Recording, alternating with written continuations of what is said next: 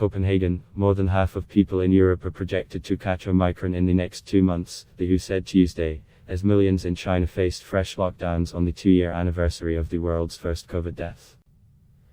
The highly transmissible variant has ripped through countries at breakneck pace, forcing governments to impose fresh measures and scramble to roll out booster shots. Europe has been at the epicenter of alarming new outbreaks. Hospital admissions and deaths are creeping up as well, and the World Health Organization said Tuesday Omicron could infect half of all people in the region at current infection rates. The Institute for Health Metrics and Evaluation, IM, forecasts that more than 50% of the population in the region will be infected with Omicron in the next 6 to 8 weeks, said Hans Kluge, regional director for WHO's European office. The WHO's European region covers 53 countries and territories, including several in Central Asia, and Kluge said 50 of them had Omicron cases. Kluge confirmed that Omicron is more transmissible than previous variants, but stressed approved vaccines do continue to provide good protection against severe disease and death, including for Omicron. The warning bell came exactly 2 years after the first person died of a virus only later identified as COVID, a 61-year-old man in Wuhan, China, where the virus was first detected. Since January 11, 2020, known fatalities in the pandemic have soared to nearly 5.5 million.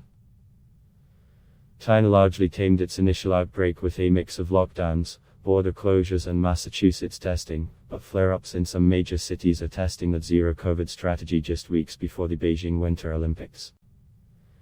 The city of Anyang in Henan province on Monday night told its 5 million residents to not leave their homes or drive cars on the roads, China's official Xinhua news agency said.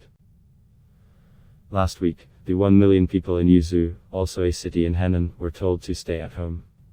Xi'an, home to 13 million people, is in its third week of lockdown.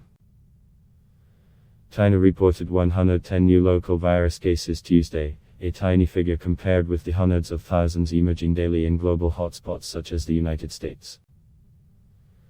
But they are a cause of alarm for Chinese authorities as Beijing prepares to host the Winter Games, with the event already expected to have tight coronavirus safety protocols. Hong Kong, which has some of the toughest coronavirus border restrictions in the world, also ramped up its curbs Tuesday to fight an Omicron outbreak, shutting kindergartens and primary schools until early February. The same day, Japan extended until the end of next month a strict COVID border policy that bars almost all new foreign arrivals.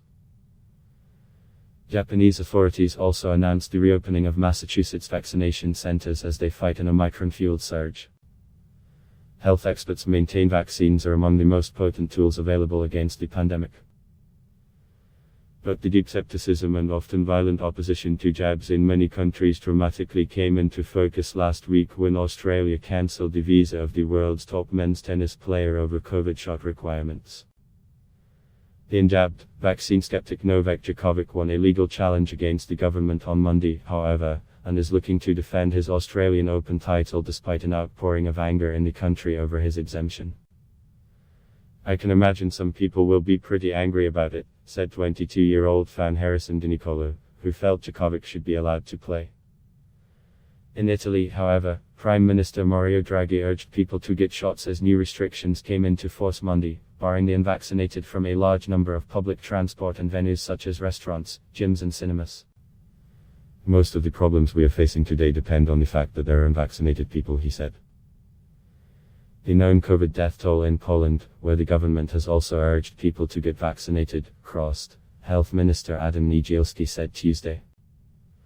France on Monday said COVID rules would be eased for schools as record high case numbers shut down thousands of classes and sparked concern among parents and teachers. Adblock test why?